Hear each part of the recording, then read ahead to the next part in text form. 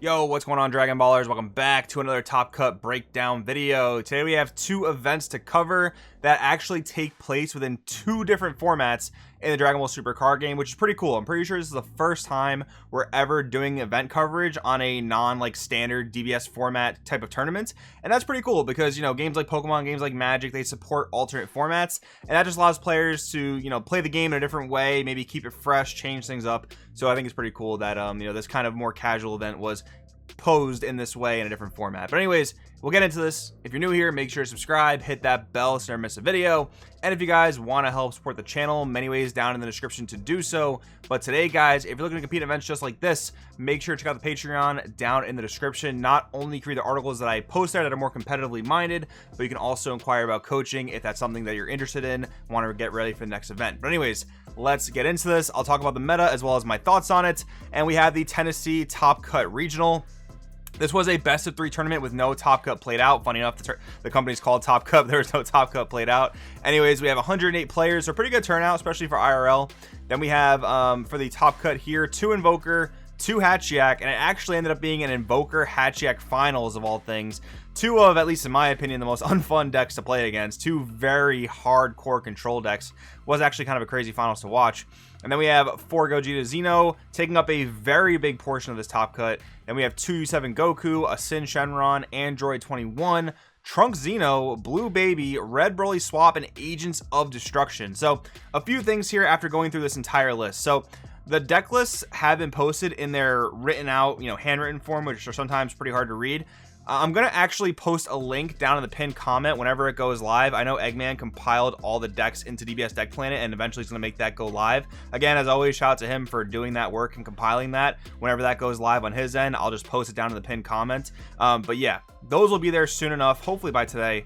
But yeah, we're not really going to go over the decks that are super expected. I mean, Gogeta Xeno, U7 Goku, Sin Shenron, those are the decks that we've been talking into the ground at this point. And I mean, just with 4 tops here, as well as the other crazy things Gogeta Xeno's been doing in this format, I think it's very fair to say that there is probably some sort of nerf coming for that deck on the set 17 ban list, at least so the other newer and a little bit weaker decks have some room to breathe, just because Gogeta Xeno has had such a hold on this format amongst decks kind of like U7 Goku as well as King Piccolo, which is actually insane that there's no King Piccolo here.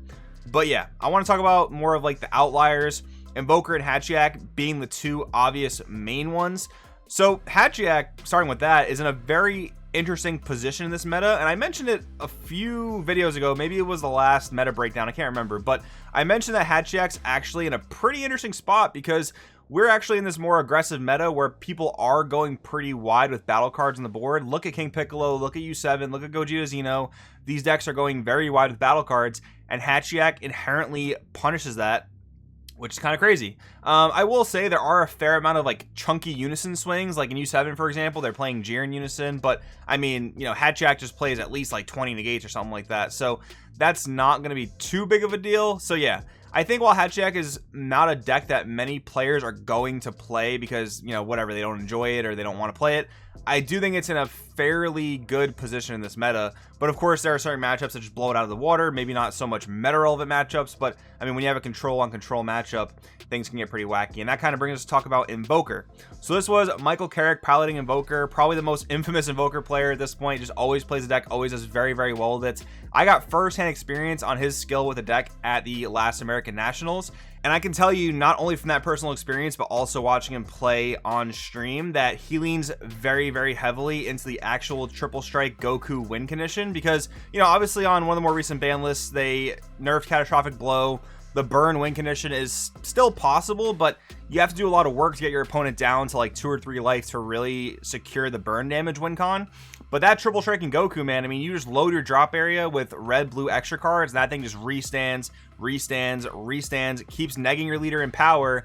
And, if you're not playing a card like Time Magic or Petrification that can stop it, you're going to be in a really bad spot. But, you might have seen it on stream as well where, Michael was able to bait out his opponent's like turn ending negates on other battle cards and just go into that Goku and keep swinging, keep swinging, keep swinging. If you guys don't know what I'm talking about in terms of the Invoker deck and the cards that it runs, again, check back for the pinned comment for the links to the deck list. You guys can read all the cards to your heart's content there, but checking out the Twitch VOD will also help. If there's a link for that, I'll post it down there if I can find it.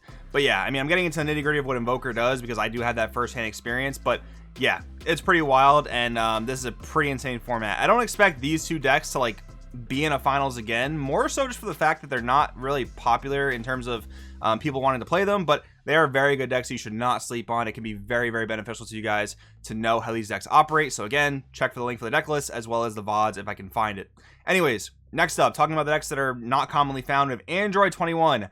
Shout out to my boy Rohit, man. Every time this guy showed up to a tournament with Android 21, he is killing it. Definitely top cutting. So I did take a look at this deck list, and it's pretty similar to the last time I profiled Rohit here on the channel. So if you guys search that up, you will find it.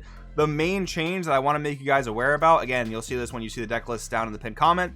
But yeah, the main thing he added to his deck was the Kusu Blue-Green Angel from set 16, I believe. That card is absolutely insane. So basically what it does is, as long as you have a multicolor card in your energy, it counterplays for 2 energy, which in Android 21 is super free because your leader amongst other cards gives you back free energy. So you counterplay, you can KO a 6 or less, and then when it's played or used in a combo, your opponent puts a card from their hand to the bottom of their deck. So not only are you getting that Frieza Charismatic Villain type of effect, but you're also implementing some hand control that plays around Deborah Ritual at hand, which is just absolutely insane. I mean, Kusu is just an insane blue-green card, and Android 21 is probably one of the best decks that can support it because of its control-y style nature. And just speaking of control, I mean, man, this is a real control-heavy style top cut here, but with a fair amount of aggro splashed in. That brings us to Trunks Xeno, which is actually dead in the middle of that, pretty much a mid-range deck. This is kind of like Gogeta Xeno in the sense that it uses, the Gogeta Thorny Dark Empire package to a degree, but it is a much slower paced deck, and you can actually generate a lot of card advantage because of that. The leader not only drawing an insane amount of cards, but you're also benefiting a lot out of your warp. I do have a build of my own here for Trunks Xeno from a week or two ago if you guys want to check that out, but again, links down in the pinned comment when I'm able to find that.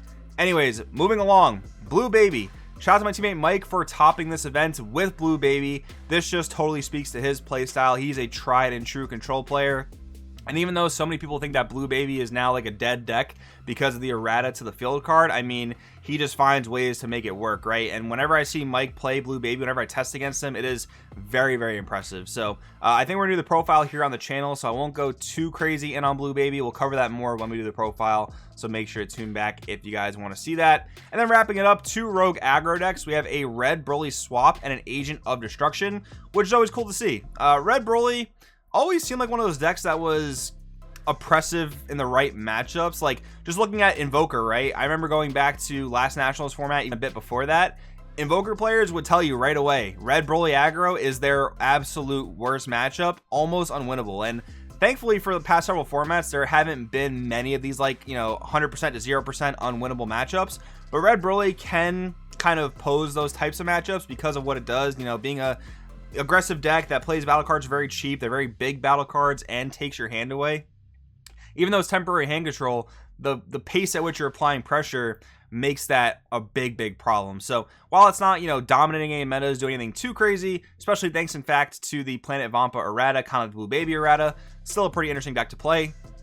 And then Agents of Destruction as well, same thing. Actually got some pretty cool support, I think, in the set 15 tournament pack, where it got the new Baby Hachiak Janemba that not only ignores energy exhaust as a red-yellow energy, but also is basically a 2-drop offering for that deck, so that's pretty cool. Yeah, interesting stuff here, lots of off-meta stuff. I'm very excited for you guys to see the deck list. Again, I know I said it 14 times, but check back the pinned comment when I am able to find it. But anyways, I want to get into the UW only format event. Shout out to PPG for 1, throwing this event, and 2, setting up this awesome graphic. Really do appreciate those guys. But yeah, so in case you guys didn't know, this was a Unison Warrior block only tournament. So you could only play cards in your deck that had the little Unison Warrior tag on the bottom of the card. So that eliminates a lot of really strong cards in the meta from this tournament. You cannot play Champa or Kai for double strike. You're not able to play either of those cards. You're not able to play Sensu Bean, so blue takes a really big hit in that regard, as well as any multicolor blue. And you're not able to play the staple set 9 negates. So you're looking at like Dimension Magic, you're looking at After Image, you're looking at Shocking Death Ball. you can't play any of those, which again is a big hit to blue because Dimension Magic is the most broken of all those negates. But yeah, so what are the decks that did well here? We have King Piccolo taking first place and taking up 4 slots of this top 16, followed by Gogeta Xeno with 5 slots. So not only do these decks dominate the regular format, they're also super dominant in the Unison Warrior block format, which is kind of insane. Again, very surprising not seeing King Piccolo in the last tournament, but we know it's still a force in the meta. Sometimes the players just don't convert. Sometimes the players just don't choose to play it, whatever the case is. But anyways, Universe 7 Goku, still a really solid deck in Unison Warrior block format. So many of the U7 cards you're playing this deck came out during the UW block because there's basically 2 waves of support for red U7, so that's a no-brainer there. We have a yellow Trunks, of course, we're used to seeing it. We have a red Goten and a Videl. We're actually going to go take a look at those deck lists in just a second right here in the video because they're so out there picks. And then, of course, Sin Shenron, again, we talked into the ground. But anyways, let's go take a look at those 2 deck lists because they're super, super interesting to talk about. All right, guys, we're starting here with the Goten profile. And I should have mentioned, too, the deck links for this is already live. I'm going to have it down in the description. Shout out to PBG once again. So make sure to check that out. All the deck list links are there for this particular Unison Warrior block tournament. Anyways, red Goten. The leader is pretty simple, at least on the unawakened side. You attack, draw a card. If you have a 3-cost unison in play, you get to awaken, and there are a lot of powerful 3-cost red unisons. But anyways, on the back side, you essentially get to make the leader a triple striker with this 1-drop Goku, if I'm not mistaken. Yeah, this list is very interesting in the sense that it revolves around 3-cost unisons, plays Vegito Unison of Might. Bunny Girl Bulma is actually a super snapped card, especially now that Videl Encountering Danger's out. If you guys don't know, Videl is basically a sort of power crept Yamcha counterplay, but you can only play it with 3-cost unisons, but it hits 2 battle cards and minuses them 20k each. That's very powerful. And very interestingly enough, this deck actually plays both Yamcha and Videl. I've thought about doing that in some red decks, but I mean, it could get a little clunky because once you counterplay with one, you cannot counterplay for the rest of the turn. So you want to be a little bit careful with that. But yeah, Bunny Girl Bulma is absolutely insane. So when one of your red Earthling cards, other than a Bulma card, is removed from a battle area by an opponent's skill, you may play this card from your hand. If you do, play up to 1 red Earthling only battle card with an energy cost of 4 or less from your drop area. So what's insane about this is you can revive Videl Encountering Danger, and then you just Spirit Boost 1 minus 2 battle cards by 20k. That is actually a super insane synergy.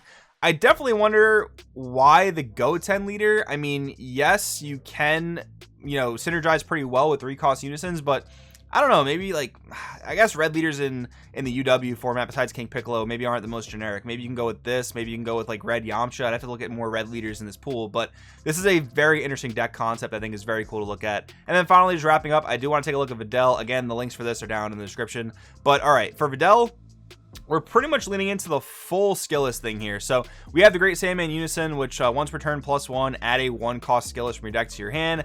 And it looks like we're playing just a lot of the actual skill list support. So this Gohan, for example, I believe boosts up your Unison, adds more markers, also plays a skill list, and then allows your skill list to become 15k threats, which is pretty cool. Besides that, we have the Dual Attack Gohan. I think this card's kind of a beast from the last time I read it. It's been a while. So Deflect, Double Strike, Dual Attack, permanent. If you lead a card is a green Earthling card, green skillless battle cards in your combo area get plus 5,000 combo while this card's in battle. So they're basically like 10k combos while this card is battling specifically. When this card's played, you may add up to 1 green skillless battle card from your drop area to your hand. If you do, place up to 1 skillless green battle card in your drop area at the bottom of your deck. So the fact that these Deflect, Double Strike, Dual Attack, and you get free 10k combos on them essentially, that's pretty powerful for going for game. And the other card that kind of caught my eye in this is Pan the Courageous Youth. So I think that we're basically using the auto to pay 1 here. When this card is using the combo from your hand with a heroine card in your leader or battle area, that card gets plus 5,000 power and double strike for the turn. So interesting because I think Videl is a heroine leader herself, if I'm not mistaken, but it's still a little weird to play this. Well, actually, no, it makes perfect sense because, again, it's used in Warrior block format. I kind of forgot. You can't play Champa, you can't play Kai, so this is the next best thing you can play. And yes, it only works on your Videl cards or your leader, essentially. But I mean, again, it's the closest thing you can do to play, double strike. I forgot for a second it was UW format. But so kudos to this player for sure for putting together a very interesting deck list and finding a loophole around the fact that you cannot play any of the combo double strikes. That's really, really cool. But yeah, these are the 2 deck lists that I found the most interesting and to be the most out there picks. I thought they were pretty cool. Wanted to share that with you guys. But yeah, let me know in the comments below what you guys think about these 2 tournaments, and I'll talk to you guys in the next one.